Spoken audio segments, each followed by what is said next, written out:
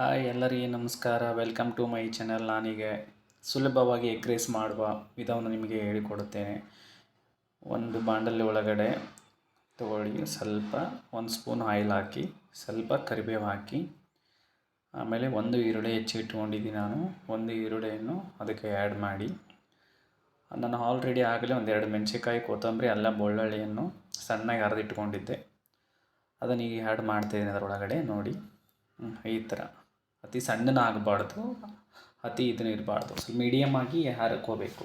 Okay, ಒಂದು tomato ಹೆಚ್ಕೊಂಡಿದ್ದೆ, ಅದನ್ನು add ಮಾಡ್ಕೊಂಡಿದ್ದೀನಿ. ಒಂದು ಅರಿಶಿಣ ಪುಡಿ, ಸ್ವಲ್ಪ ರುಚಿ ತಕ್ಕಂತೆ ಉಪ್ಪು, ಆಮೇಲೆ ಅರ್ಧ ಸ್ಪೂನಷ್ಟು ಮಸಾಲ ಪೌಡ್ರ್ ಹಾಕ್ತೀವಿ, ಆ್ಯಡ್ ಮಾಡ್ತಾಯಿದ್ದೀನಿ. ದಯವಿಟ್ಟು ನೀವು ನಿಮ್ಮ ಮನೆ ಒಳಗೆ ಮಾಡ್ಕೊಳ್ಳಿ. ಹೊರಗಡೆ ಎಗ್ ರೈಸ್ ತಿನ್ನಬೇಕಂದ್ರೆ ಅದರೊಳಗಡೆ ಏನೋ ಟೇಸ್ಟಿಂಗ್ ಪೌಡ್ರು, ವೆನೆಗ್ರಾ, ಅದು ಇದು ಎಲ್ಲ ಹಾಕಿರ್ತಾರೆ. ನಮ್ಮ ಮನೆಯೊಳಗೆ ಮಾಡ್ಕೊಂಡು ತಿನ್ನೋದೇ ಬೆಟರು. ಏನು ಸುಲಭವಾಗಿ ಒಂದು 10 ನಿಮಿಷದಲ್ಲಿ ಎಗ್ ರೈಸ್ ರೆಡಿ ಮಾಡ್ಬೋದು. ನೋಡಿ, ನಾನು 4 ಎಗ್ ತೊಗೊಂಡಿದ್ದೀನಿ. 4 ಎಗ್. ಓಕೆ, 4 ಎಗ್ಗಲ್ಲಿ ಒಡೆದಾಕಿ ಫ್ರೈ ಮಾಡ್ತಾನೆ ಇರಬೇಕು.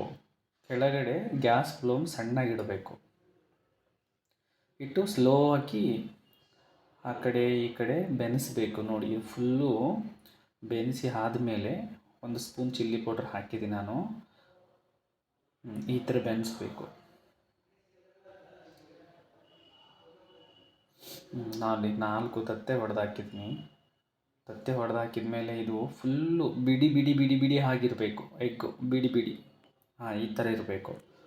ನೋಡಿ ಎಷ್ಟು ಬಿಡಿ ಬಿಡಿ ಆಗಿದೆ. ಈ ಥರ ಬರೋವರೆಗೆ ಅದನ್ನು ಫ್ರೈ ಮಾಡಬೇಕು.